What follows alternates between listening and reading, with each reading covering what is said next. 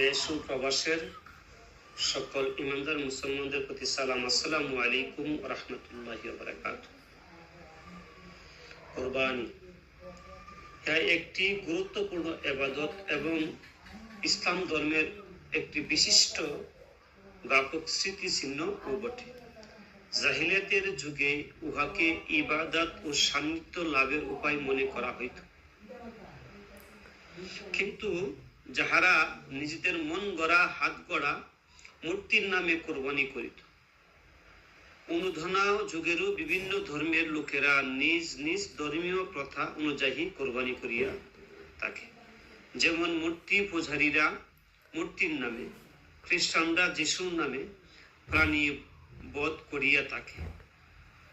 পক্ষান্তরে মুসলমানগণ কেবলমাত্র মহান আল্লাহর নামে কোরবানি করে। আল্লাহ পাক মুসলিম জাতিকে শিক্ষা প্রদানে তাহার হাবিব সাল্লাল্লাহু আলাইহি ওয়াসাল্লাম হুকুম করিয়াছেন, ফসল্লি লিরাব্বিকা ওয়ানহার, অর্থ আপনি আপনার প্রতিপালক আল্লাহর উদ্দেশ্যে নামাজ আদায় করুন এবং তাহারই উদ্দেশ্যে কোরবানি করুন। অন্য এক আয়াতে বলেন, ইন্নাস সালাতি ওয়া নুসুকি ওয়া মাহইয়ায়া ওয়া মামাতি লিল্লাহি রাব্বিল আলামিন।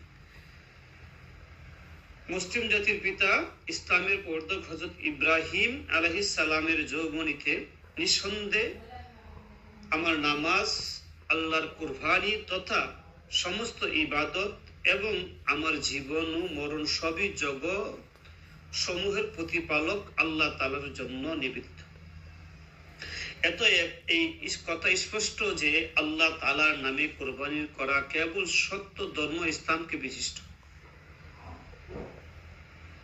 সাথে সাথে ইহাও প্রতীয়মান হয় যে নামাজের নেই কোরবানিও একটি গুরুত্বপূর্ণ আদিষ্ট বিষয়।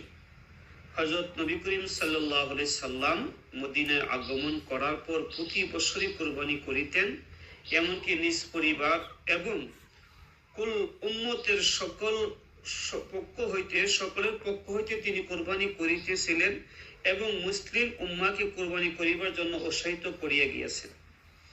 যাহার উপর কোরবানি করা ওয়াজিব সে তো কোরবানি করিবি, আর যাহার উপর জবাই ওয়াজিব নহে কিন্তু সে করিতে পারে, তাহারও কোরবানি করিয়া অগণিত সওয়াবের অধিকারী হওয়া উচিত। রাসূল সাল্লাল্লাহু আলাইহি সাল্লাম কোরবানি করার কারণে সমস্ত ব্যক্তির উপর আমাদের কোরবানি করা ওয়াজিব হয়ে গেছে। যাদের সমর্থন তারা করতে পারবে, কিন্তু সওয়াবের আশায় করার সুযোগও রহিয়াছে।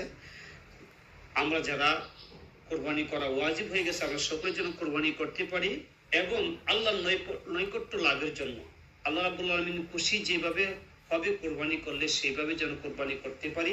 মহান আল্লাহ আমাদেরকে তৌফিক দান করুক। সকল বলি আমিন। আসসালামু আলাইকুম ওয়া রাহমাতুল্লাহি ওয়া বারাকাতুহু।